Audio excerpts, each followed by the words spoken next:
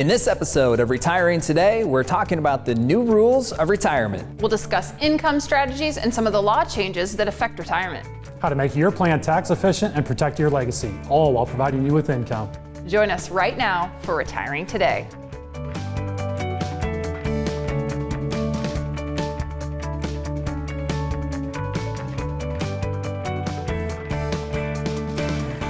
Welcome to Retiring Today. This episode is all about the new rules of retirement. I'm here with Loren Merkle. He's a certified financial planner, and Sean Huncomb. He's a CPA and an investment advisor representative. And Loren, retiring, it's the one thing about it, we know that the rules will continue to change. Yeah, if there's one constant, we know that the constant is going to be changed. And if you think about it, as you've gone through the accumulation years up to the retirement years, life has always changed. It's not a set it and forget it life. And for one of the most important phases of your life, which is retirement, your retirement should not be set it and forget it as well. So your retirement plan needs to evolve with life changes, with legislative changes to make sure that you're making the most out of everything that you've saved to accomplish your retirement vision. And we do know that change is constant, which is one of the reasons why you want to consider doing that planning and having that comprehensive plan. Sometimes when that year is over and we start a new year, strategies or options that may have benefited and made your retirement plan more sound, more defined, those might be gone. So the time, having that time, having more years is very important when it comes to planning. You want to be able to develop different options within your plan and have the control to help put you in a position to achieve those retirement goals. And another constant, you guys, that we just can't get away from is taxes. And when to pay the taxes and how to pay the taxes. And as you get closer to retirement, how to think about taxes, that is changing as well, Loren. Yeah, federal taxes have obviously been around for a very long period of time. So strategy has changed with the tax law. Tax law has recently changed. There's some new additions to the tax law, even this year in 2020, that people need to be familiar with to help them make the most of the resources, pay less in taxes. We're not trying to escape taxes altogether, right? We have to pay taxes, but it's about paying not too much, paying just the right amount, and making the most of the resources that you have. Sean, the old adage was kind of defer, but Loren's going to show us in just a few minutes that maybe paying some taxes now to pay less later could be good. Yeah, getting Roth dollars can be our friend, whether that's Roth contributions or Roth conversions. If we know that over time we'll pay less in tax if we pay them now than we may in the future, that's certainly an opportunity that a lot of us will want to take advantage of. Okay, so Loren's going to head over to the board now and show us an example. First, what you can do at age 50 to take advantage of some of these new rules, specifically inside of a Roth strategy, and then later at age 65, what you can do as well.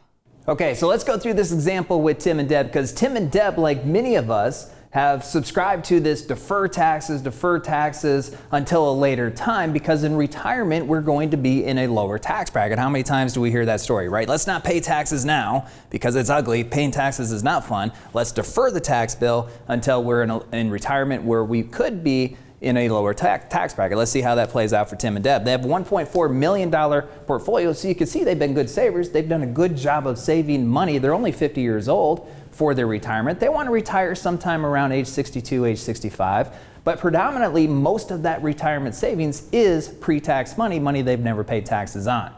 And then Deb also has a monthly pension of $2,500 a month. So they want to retire around 62, 65. What they decided to do as they investigated what their retirement income sources are going to look like when they retire is, can they do anything different now to diversify, create tax diversification where they have more income potential from tax-free sources later in retirement and less all coming from the taxable source like what they're set up with right now. So what they're going to do is they're going to switch their contributions from the pre-tax side of their 401k plan to the Roth side. Now on the surface, it kind of looks ugly, right? And this is the question, Sean, we get all the time. I mean, this is what they're faced with. This is the decision Tim and Deb are faced with. They have $192,000 of gross income. If they continue on the track they're on and they make pre-tax contributions, their taxable income is $144,000. As opposed to if they switch their contributions to the Roth side, they're paying taxes on the full $192,000. And we get that conversation a lot, Loren, where they feel good if they lower their taxes in the current year and pay the least amount that they can in that current year. So again, that's why we've talked about that. That is what most people default to is that defer, try to win the current year, and we'll worry about the future years in the future. That's right. But let's see what kind of benefits looking in the future and incorporating some tax planning can create for Tim and Deb. This is the easy route, right? They can continue to pay less taxes now. And it's hard to pay more taxes now, but let's see why they might decide to make the change. So now they're at 72. With the Secure Act that was passed last year, their required minimum distribution age now is not 70 and a half, it's age 72. So if we fast forward to 72, they've been retired for a few years now. And if they were to continue to contribute on the pre-tax side and not switch over to the Roth side, look at their balance. 3.1 million as compared to if they made the switch at age 50 and contributed for 10 years to the Roth side, it's a little bit under 3.1 million. So this is the other part of the argument, is not only did they pay less taxes while they were contributing, but also they have a higher account balance because they needed, like many people, they needed a certain lifestyle when they were contributing, when they were working. And so they were able to contribute less on the Roth side because their net income would have been less because there's $48,000 that they had to pay taxes on over here as opposed to over here. Does that make sense? Mm-hmm. Okay, so they were able to contribute less to the Roth side than they were over here. That's why this account value is bigger. And Loren, that brings up a point too that we have frequently in the planning that we do with our families.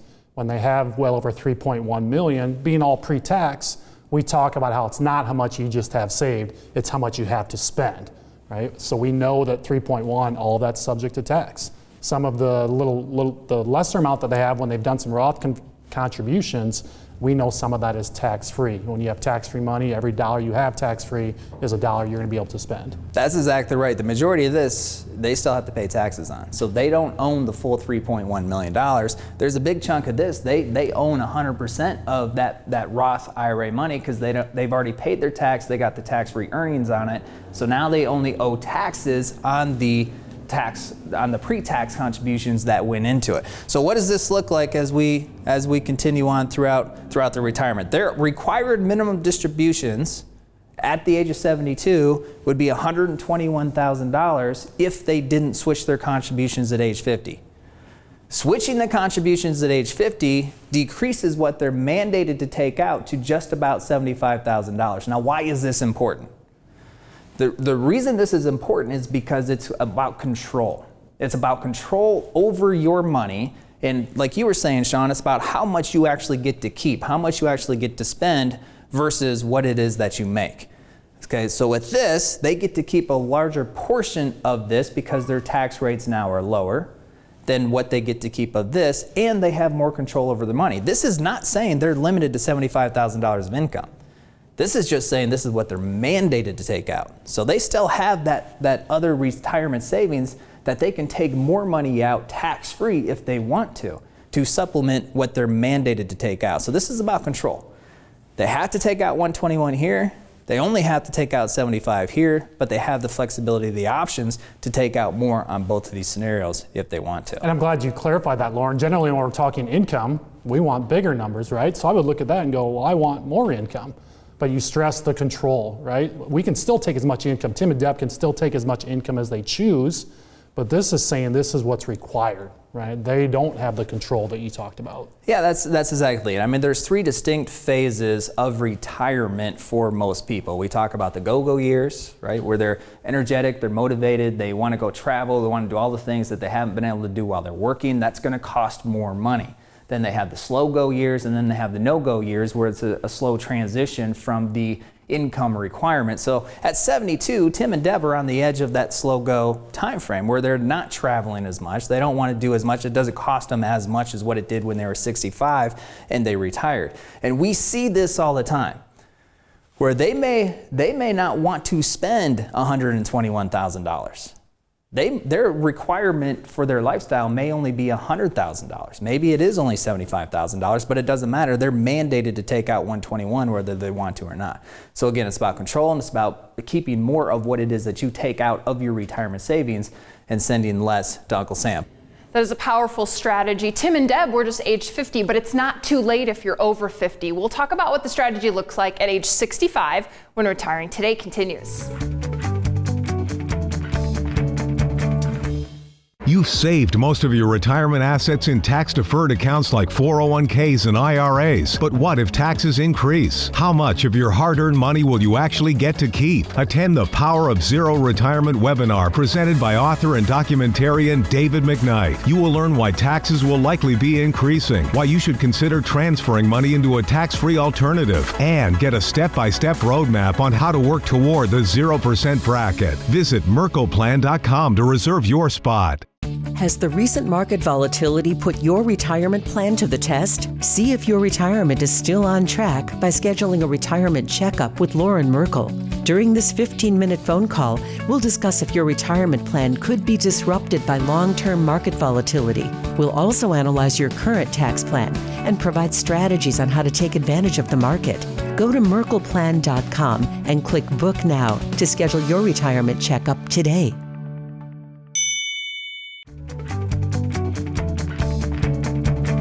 Welcome back to Retiring. Today we're talking about some of the new rules of retirement, including the power of the Roth conversion. In the first example, Tim and Deb were 50. But if you're over 50, it's not too late.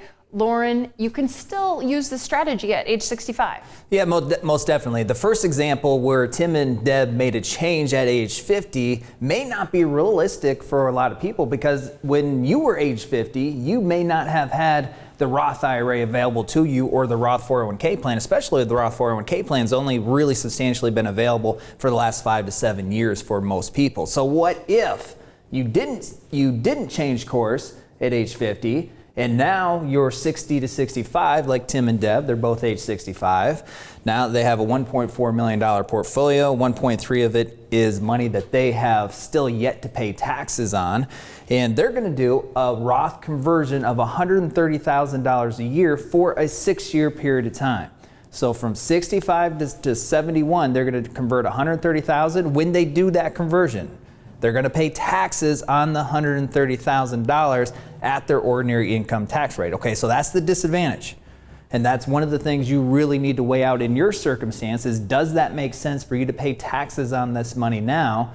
Now, the benefit is, once they convert it, now it's all theirs, right? It's growing tax-free for them for the rest of their lives. So let's see how it plays out for Tim and Deb if we fast forward. Now they're age 72. And if they didn't do the Roth conversion, that's on this column.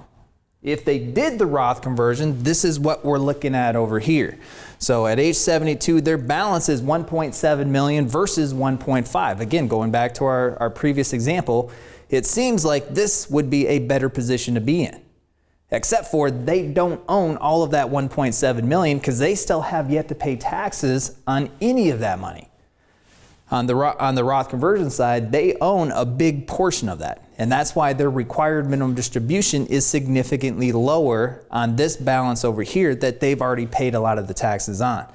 And this balance over here, they haven't paid taxes on it. They're mandated to take out a much bigger amount. And then at age 90, if we really fast forward, now this is where the balance picks up, because they've been mandated to take out a lot more over here, whether they wanted to spend it or not, pay taxes on it. Their balance is about $2.5 million versus $2.8 over here, where they had more control. So in this example, they have less control. There's more of a mandate that they're obligated to fulfill. Over here, they still have to fulfill this mandate, but they have a lot more control. And again, they can take more income out if they want to. It's just they don't have to. They have a lot more control and a lot more ability to do what they want to do with this money. And the RMD on the left versus the RMD on the right, that's fully a taxable income too. It is that's a big difference too. Yes, most definitely, because both of these RMDs are fully taxable at their ordinary income tax rate. Okay, so $66,000 is fully taxable versus 16. That is a big difference. Now, I think one of the takeaways is, in both scenarios, they're doing great. Right? They did the hard work, and they started saving young, and they were disciplined, and they sacrificed, and they saved, and they saved, and saved. So whether they do conversions or not, they're doing just fine, and their retirement is going to be just fine. It's just a matter of they wanted to do better. They've worked hard for this money. It is their money, and they want to keep as much of their money as they can, and then pass on as much of their money that they don't use as they can. This example enables them to do that. This example, they're still going to pass on a lot of money. It's just the IRS is going to take more of this balance than what they are this balance. And a great aspect of this strategy that Tim and Deb developed at $130,000 per year for 6 years, we get the questions all the time, well, what restrictions are there? What limitations are there? How much can we do? And the great part of that, there are no limitations. It really comes down to being as efficient as possible with it. We talked about filling up certain tax brackets, but really it's just about how aggressive you want to be and how much tax liability are you comfortable and willing to incur in a given year. Most definitely, and understand that this is Tim and Deb. This may not be you. So everybody needs to look at their own situation on an individual basis, and if it makes sense to convert 130,000, or maybe it's 60,000, or maybe it's 200,000, maybe it's nothing. For some people, it does not make sense right now to make Roth conversions. It may make sense next year. It may make sense 2 years from now, right? Everybody's different. This is a plan that you need to reevaluate every single year. Some years you're going to want to do some conversions, potentially. Some years you're not going to want to. You just need to do what is right for you to make the best of your retirement assets so you can have the best retirement vision possible. Loren talked about how the ages and the amounts that you use inside of a Roth can vary with everyone's situation. So you might be wondering, what about me? Well, here's a good way to talk about your situation directly with an advisor at Merkle Retirement Planning. You can schedule a retirement checkup call on our website. It's merkleplan.com. You go directly to our advisor's calendar and you can get scheduled there to talk about your situation and your retirement vision. As we talk about, guys, some of the new rules of retirement, one of the adages is you'll need to replace 80% of your income in retirement. And you guys find that that is just too generic, Loren. Yeah, a lot of these general rules of thumb are too generic, and you can use them. Right? If Tim and Deb were to use the 80% rule, they would have done just fine because they did a diligent job of saving along the way. But they don't want to do just fine. They want to do better. They want to do the best that they can, and that's really what the customization, staying away from the generalities and really customizing based on their goals, objectives, and the resources they have available. And that's kind of what this whole show is about. The new rules of retirement are that you just can't take one rule and apply it to your retirement vision. Yeah, like any general rule of thumb, it's not going to work for everybody. It's not going to work anytime. To think that you could start your retirement and plan your retirement and just set an 80% replacement rate, that's just not likely going to set yourself up for success. We have no idea what your journey through retirement is going to look like. Your expenses in year one can be quite drastically different than your expenses in year 31. Yeah, because in year 31 or even 25 or maybe even in year 10 of retirement, Loren, you have to plan for most people for long-term care, and that 80% of replacing your income doesn't take that into account. It doesn't take a lot of things into account. Long-term care could be one of those. Inflation is another one. We know 15 years in retirement, just to maintain the same lifestyle, they're going to need to spend more. They're going to need to deliver more income. So there's a number of things that the 80% rule does not come into play, does not take into consideration. So you talk about that customization, Loren, and we want to show people kind of a snapshot of what a customized income plan can look like when you work with a retirement planner. The obvious question, if the 80% rule is not the rule for me, what it would be a better way to develop a retirement income plan? And that's what we're looking at here. So what we did is we took John and Jane and we said they're retiring, both of them retired at the age of 65. Now, Jane has a pension, so we looked through the different pension options that Jane has, and we said, based on what John and Jane are trying to accomplish, this is going to be the best strategy for them. So you can see that that delivers $2,500 a month for John and Jane. Also, up to 81 different options with Social Security is what John and Jane have to choose from. So we do our analytics on Social Security using everything else within their plan, the other retirement resources, and we devise their strategy, which produces about $2,000 a month early on in retirement. But you can see later on in retirement, that bumps up to $5,800 a month from just Social Security alone. So now at age 70, they have $8,500 a month of after-tax guaranteed income they can't outlive.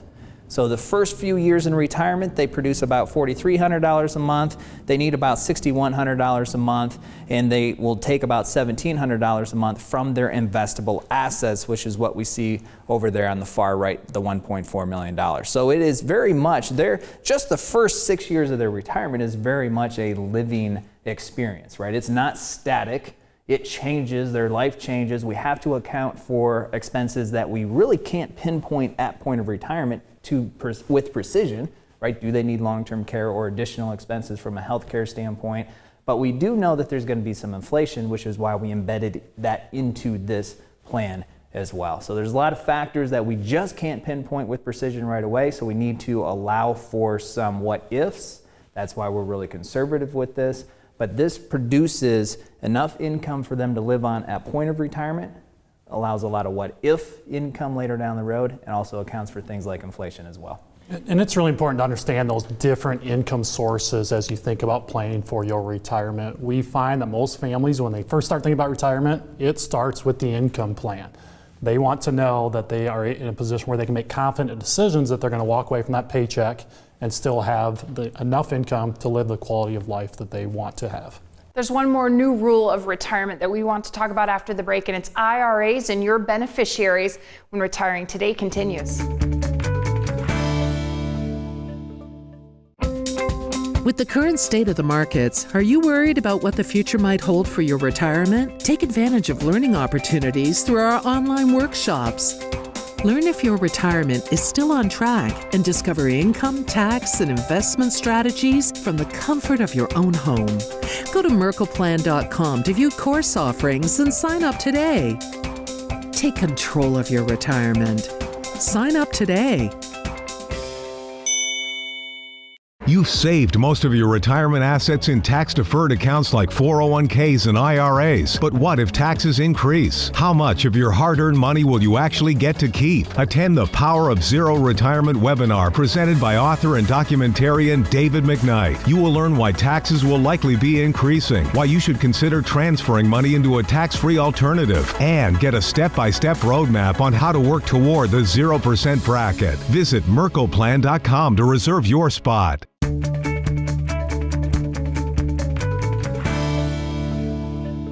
Welcome back to Retiring Today. I'm here with Loren Merkle. He's a certified financial planner, and Sean Honkamp. He is a CPA and an investment advisor representative. And Loren, we're talking about the new rules of retirement, and things have changed when it comes to an IRA, thanks to some legislation passed by lawmakers at the end of 2019. It's not uncommon that these new rules of retirement are inspired by new legislation, and that's exactly what we see when it comes to this legacy planning. The Secure Act really changes how we plan for our legacy, how we plan to pass our assets on to beneficiaries and charities, because we used to create what we call the stretch IRA, which is when you would pass away, your IRAs would go to your kids. They would have their entire lifetime to stretch those distributions out over, which means it decreases their tax bill, or could decrease their tax bill on those distributions. Now, once you pass, they have only 10 years and the entire IRA account value has to be liquidated, which really condenses that distribution period, which is probably going to expand the amount of tax that they pay on those distributions. So completely new rules, and with these new rules, we have to get more creative and we have to redesign people's legacy plans. Yeah, Sean, so you're sitting down with people and you're looking at this and they're saying, no, we want to do something different based on these law changes. Yeah, if you think about what the IRS is trying to do, they're really trying to take that money that you may have in a tax-free or tax-deferred bucket and move that to the taxable bucket really as soon as you can, for the reasons being they're going to receive more tax revenue that way. And with all these law changes, again, that just supports the whole thing that we do here at Merkle Retirement, which is the comprehensive planning. The sooner we can start thinking about your retirement, the sooner we can implement some of these strategies, the stronger position you're going to be in to have achieve the success and have a more secure, successful retirement. We talked about Tim and Deb earlier. Now we're talking about legacy planning. These things definitely have to be all work together when putting together a customized plan. Yeah, as we're sitting here talking about that, that's exactly what came to my mind is Tim and Deb's example where they had all this pre-tax money, and then in one of the examples, they switched course, and now they start converting money over. They started changing their contributions to the Roth. So now we fast forward, and they're age 90, and they had all this money left over. In one example, it was primarily pre-tax money, where now they're living underneath that 10-year distribution rule, where they have to have all of that money out within a 10-year period of time.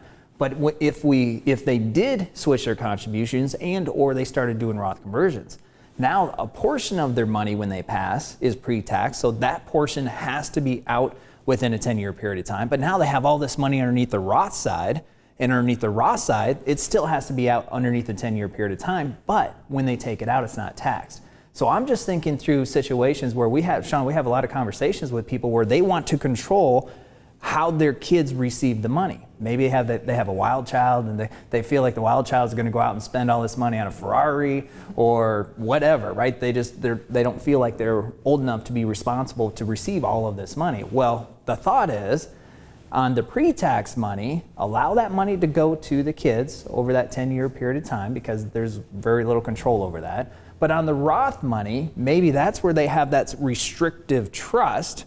So you put the restrictive trust that says your kids can't touch it until that 10 years or the end of that 10-year time frame, and then it all comes to them after that 10 years. And the benefit there is you take advantage of that tax-free compounding over that decade-long period of time. So they can't touch it. They're not penalized. There's no taxes because they don't take it out. And then it compounds tax-free after the 10-year period of time. They take it out and it comes to them tax-free. So they receive part of the legacy early on from the pre-tax, and they distribute that over the period of 10 years to decrease the amount of taxes. They're not taking that out all lump sum, but then they maximize the tax-free compounding of the Roth and save that for a later point in their kids' lives where they can take that out and help them at that point in their lives.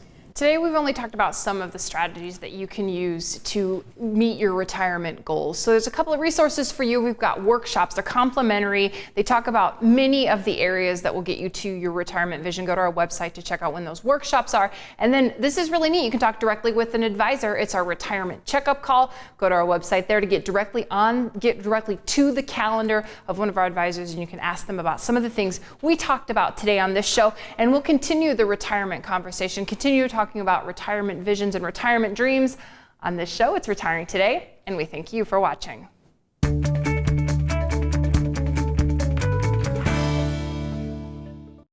Has the recent market volatility put your retirement plan to the test? See if your retirement is still on track by scheduling a retirement checkup with Loren Merkle.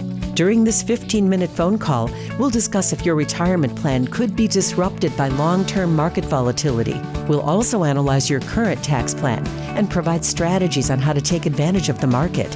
Go to merkleplan.com and click Book Now to schedule your retirement checkup today. You've saved most of your retirement assets in tax-deferred accounts like 401ks and IRAs. But what if taxes increase? How much of your hard-earned money will you actually get to keep? Attend the Power of Zero Retirement webinar presented by author and documentarian David McKnight. You will learn why taxes will likely be increasing, why you should consider transferring money into a tax-free alternative, and get a step-by-step roadmap on how to work toward the 0% bracket. Visit merkleplan.com to reserve your spot.